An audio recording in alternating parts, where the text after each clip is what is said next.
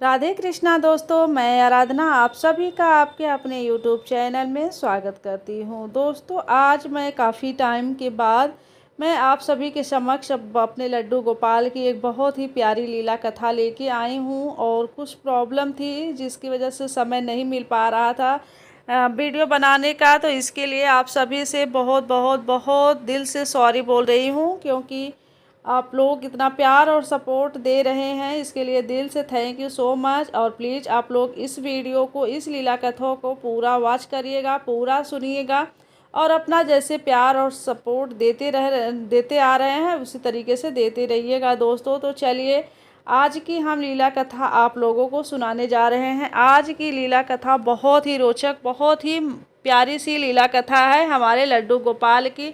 लड्डू गोपाल अपने भक्त से कैसे प्यार करते हैं, आप लोगों से मैं ये बताना चाहूँगी दोस्तों कि देखिए, हम भक्त जितना अपने भगवान से मतलब प्यार करते हैं ना, उससे कई गुना ज़्यादा भगवान अपने भक्तों से प्यार करती हैं। ये आप लोगों को यकीन होना चाहिए कि ये रियलिटी है, ये वास्तविकता है कि हम अपने भगवान से, अपने ईश्वर से जितना प्यार करते हैं ना, उससे कई गुना ज़्यादा जो है हमारे ईश्वर, हमारे प्रभु हमसे प्यार करते हैं, क्योंकि उनके हम बच्चे हैं। और अपने बच्चों से कभी मतलब कि ईश्वर रुष्ट हो ही नहीं सकते हैं। अपने बच्चों को कभी हमारे प्रभु जो है दुखी देख ही नहीं सकते हैं, हमेशा उन पे अपनी कृपा बरसाए रखते हैं। लेकिन अगर हम नास्तिक टाइप के हो जाते हैं ना, तो उसका हमें दंड भी मिलता है। जैसे देखिए, हमारे माँ बाप भी होते हैं ना, तो अगर हमारे बच्चे, जैसे हम भी अगर माँ बाप हैं, तो अगर हमारे बच्चे अगर कुछ गलती कर रहे हैं तो हम अपने बच्चों को डांटते हैं, बोलते हैं। और अगर हमारे बच्चे कुछ अच्छा करके आते हैं ना, तो उनसे हम कई गुना ज़्यादा लाड दिखाते हैं, उनसे कई गुना ज़्यादा प्यार करते हैं, प्यार उन पे बरसाते हैं। उसी तरीके से हमारे प्रभु भी हैं। प्रभु के हम क्या हैं? हम संतान हैं। हम चाहे महादेव हो, चाहे हमारे ठाकुर जी हों, उनके हम संतान हैं। अगर हम उनसे थोड़ा सा भी प्यार करेंगे ना, थोड़ा सा भी उनके साथ अगर अच्छाई करेंगे या फिर इस संसार के साथ अच्छाई करेंगे ना, तो प्रभु हमारे हम पे बहुत प्रसन्न होते हैं और उसका कई गुना ज़्यादा प्यार हम पे अपना लुटाते हैं, अपनी कृपा दर्शाते रहते हैं, बनाते रहते हैं। तो दोस्तों देखिए, लड्डू गोपाल को हम अपने घर में एक बाल रूप में रखते हैं, एक अपने पुत्र की भांति, या फिर आप सखा मान लीजिए, या फिर भाई के भांति आप उनको रखते हैं घर में, एक उनसे रिश्ता बना के। लेकिन जैसे अधिकांशतः लोग उनको पुत्र की तरह उनको अपने घर में रखते हैं, तो वो पुत्र की भांति वो लीलाएं भी दिखाते रहते हैं अपने। ये यकीनन आप लोगों को मानना पड़ेगा, जो भी उनसे रिश्ता जोड़ के रखा है ना, उनके साथ कोई न कोई चमत्कार वो करते ही रहते हैं, वो लीला दिखाते ही रहते हैं। तो आज की जो लीला कथा है दोस्तों, बहुत ही प्यारी है। आप लोगों से रिक्वेस्ट है कि पूरी लीला कथा सुनिएगा। तो आज की जो लीला कथा मैं सुनाने जा रही हूँ, वो जो है जोधपुर की रहने वाली रंजना जी का है। रंजना जी बताती हैं कि वो जो है जोधपुर से मथुरा, वृंदावन, बाके बिहारी के दर्शन, मतलब कि अक्सर वो आती रहती थी दर्शन करने। नहीं हमेशा, तो साल में एक बार, साल में या फिर 1.5 साल पे उनका जब भी इच्छा किया ना, तो एक बार वो, क्योंकि जोधपुर राजस्थान से जो है, जयपुर से मथुरा वृंदावन की दूरी बहुत ज़्यादा नहीं है, तो वो अक्सर जब भी उनका मन करता था ना बाके बिहारी के दर्शन के लिए, तो वो अपना वहाँ से निकल जाती थी और अकेले ही चली आती थी दर्शन करने के लिए। क्योंकि उनके हस्बैंड दिल्ली में जॉब करते थे और उनका एक बेटा था, वो अपने पढ़ाई में व्यस्त रहता था। बेटा भी उनका कुछ बड़ा हो चुका है। और अब रही बात की रंजना जी का, रंजना जी किसी का इंतज़ार नहीं करती थी। जब उनकी इच्छा होती थी, अपने पति का परमिशन लेती थी, उनके पति भी उनको रोक टोक नहीं लगाते थे इन सब चीज़ों के लिए, तो वो अपना चली आती थी दर्शन करने। और दर्शन करके उनको बहुत ही आनंद मिलता था, बहुत ही उनको सुकून मिलता था। देखिए, आनंद जो होता है ना, हमको आनंद ढूंढना नहीं पड़ता है, वो आनंद खुद पे खुद हमें मिलता है। क्योंकि हमें जिस चीज़ को हम जब करते हैं ना, मन से करते हैं ना, उसमें हमें आनंद मिलता है। सुख जैसे धन दौलत संपत्ति, इन सब चीज़ों का सुख नहीं होता है। अंदर से जो हमें सुख खुशी प्राप्त होती है ना, उसे हम आनंद कहते हैं। तो बहुत ही आनंदित हो जाती थी रंजना जी दर्शन पाके। तो उनका मतलब कि लगभग साल 1.5 साल पे 1 राउंड या 2 राउंड लग ही जाता था दर्शन के लिए बांके बिहारी के। तो ऐसे ही मतलब वो कई साल से कर रही थी। देखिए, जब प्रभु की इच्छा होती है ना कि हम अपने भक्त से अपनी डेली सेवा करवाएँ, तो फिर वो अपनी सेवा खुद पे खुद वो लेने लगते हैं और वो ऐसे ही अपने भक्त के मन में वो भाव भी डाल देते हैं।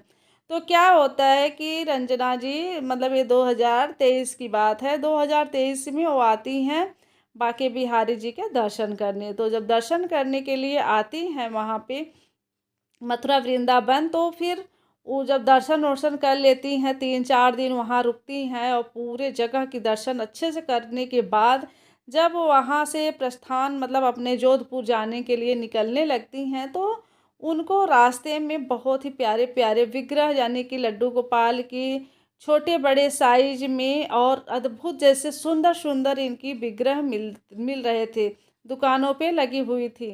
चाहे वो मिट्टी के हों, चाहे वो पीतल के हों या फिर अष्टधातु के भी मतलब कि वो होते हैं ना लड्डू गोपाल जो अष्टधातु के या फिर पंचधातु के लड्डू गोपाल को कहा गया है कि अगर आप लाओ तो उसका महत्व बहुत ही ज़्यादा है। और अगर ख़ास तौर से देखिए मथुरा वृंदावन से जो भी लड्डू गोपाल को लेके जाते हैं ना भक्त, उनको तो प्राण प्रतिष्ठा भी कराने की ज़रूरत नहीं पड़ती है, क्योंकि वो खुद पे खुद हमारे घर में चल के चले आए हैं।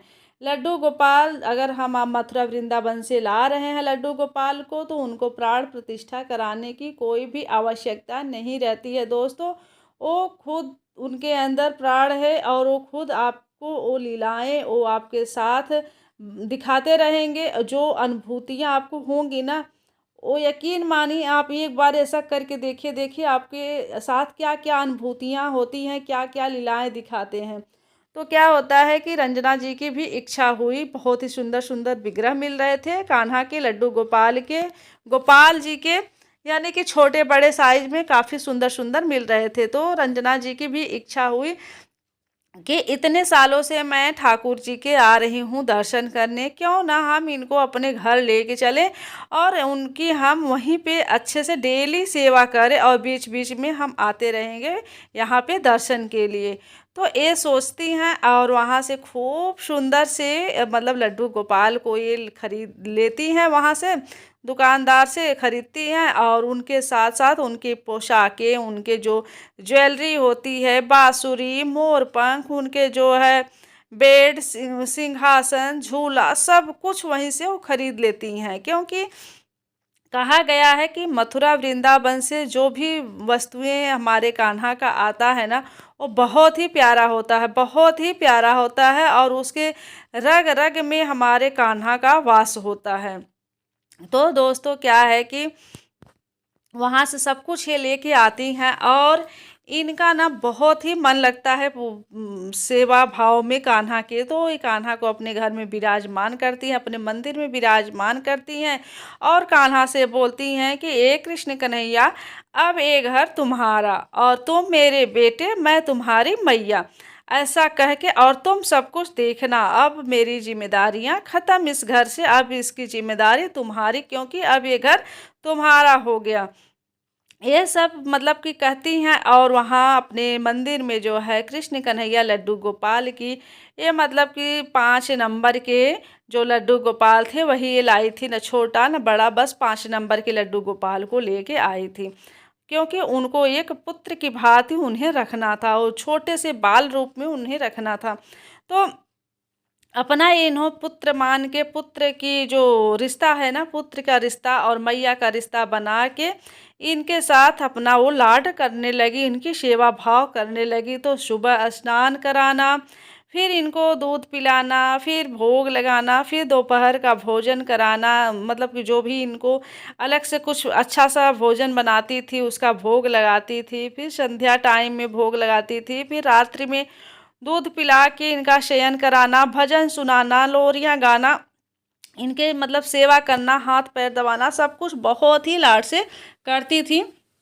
और क्या करती थी दोस्तों ये कि जब इनको रात में जब सोना रहता था ना, तो ये जो है अपने कृष्ण कन्हैया को, अपने लड्डू गोपाला को जो है ये अपने ही रूप में लेके आती थी, मंदिर में नहीं सुलाती थी।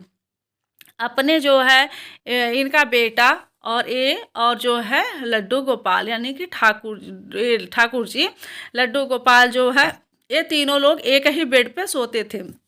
इनका बेटा भी वहीं सोता था और अपने लड्डू गोपाल को भी वहीं सुलाती थी, अपने भी सोती थी, क्योंकि ये कोई भेदभाव नहीं करती थी कि ये भगवान हैं कि क्या है। वो इनको पुत्र की भांति प्यार करती थी, तो पुत्र की भांति उनको रखती भी थी। तो अकेले उनको ना मंदिर में छोड़ती ही नहीं थी, कहती थी कि अकेले मंदिर में मैं इन्हें नहीं सुलाऊंगी, क्योंकि वहाँ पे गर्मी लगेगी, मच्छर काटेंगे, तो मैं और अकेले ये डरेंगे, फिर अकेले इनको नींद नहीं आएगी लड्डू गोपाल को, तो मैं जो है इनको अपने साथ ही लेके सुलाऊंगी। और इनका बेटा भी ना इनको बहुत ही प्यार करता था, मतलब एक भाई भाई की तरह लाड लगाना।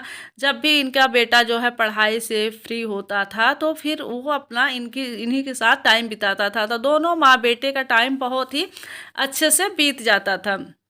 और इनके हस्बैंड जो है काफ़ी काफ़ी टाइम पे आते थे, मतलब बीच बीच में, जैसे कि 2-4 महीने में जब उनको जो है 1-2 दिन की छुट्टियां मिलती थी तो उसी में जो है आ जाते थे। यानी कि जैसे कि सैटरडे को आ जाते थे, संडे को रहते थे, या फिर मंडे को भी छुट्टी अगर रहती थी तो 1-2 दिन रह के फिर ट्यूसडे को चले जाते थे। तो इसी तरीके से वो अपना रहती थी। एक दिन क्या होता है कि अपना ये लोग जो है माँ बेटे कान्हा के साथ बहुत ही खुश रहने लगे, इनका अकेलापन चला गया और इनके घर में खुशियाँ ही खुशियाँ आने लगी, सब कुछ बहुत ही अच्छे से होने लगा।